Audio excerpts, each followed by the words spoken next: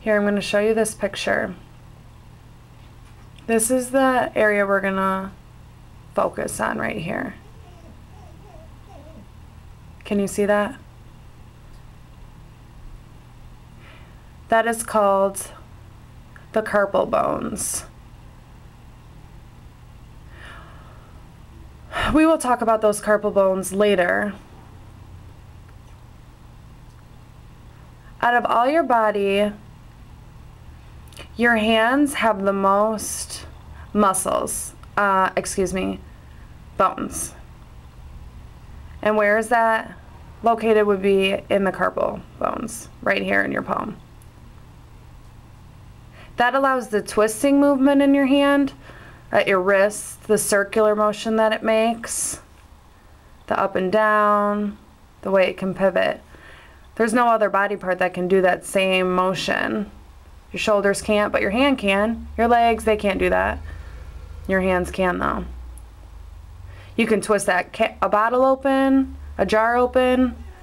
That's what allows those movements.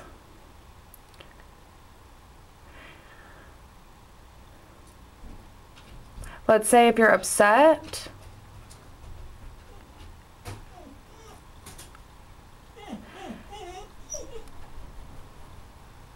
here's what's interesting. There's a group of deaf people. They're chatting. CTS, that means carpal tunnel syndrome. That's what CTS is. So how many of those deaf people would have that? A very few. Now take the same number of interpreters, a group of interpreters. How many of them would have C2S? That's a ridiculous amount. Interpreters' hands are always, and why is this? The reason for this is because of the carpal bones, those bones I showed you before. Here's what happens exactly. In ASL, you're signing. It's really, really important that while you're doing that, to leave your palm where it is. Bend your fingers right at the knuckles, but leave your palm and your wrist area, just like in this movement. People who are learning sign often do that wrong.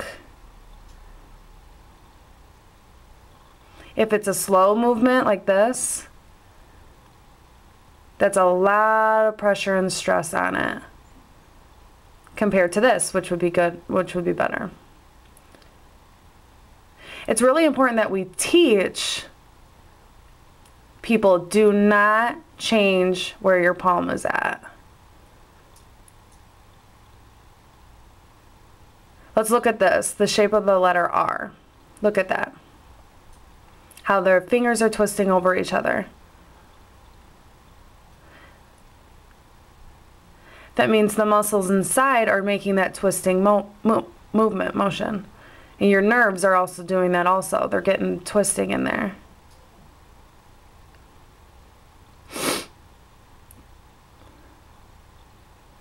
Inside the muscles, it has to do that same motion. That can be really rough on your carpal bones. It would be like doing this to your head. And then you do it over and over and over again. That can be really hard and stressful.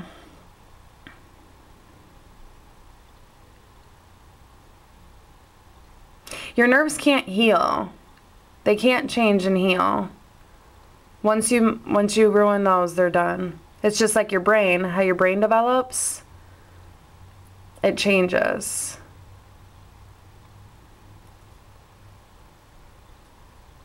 So it not only does your muscles twist and do that same movement, but your nerves do those same harsh movements, and they can't heal.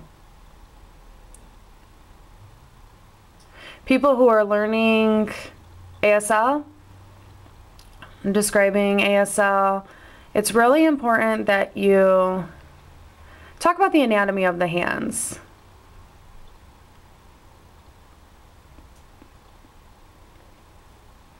Influence ASL and its culture, and carpal tunnel syndrome, interpreters, teachers, hearing parents who are learning sign. So my suggestion would be to have discussions about the anatomy of the hands involved in your teaching, in your philosophy, your classes, while you're teaching, whatever. Thank you.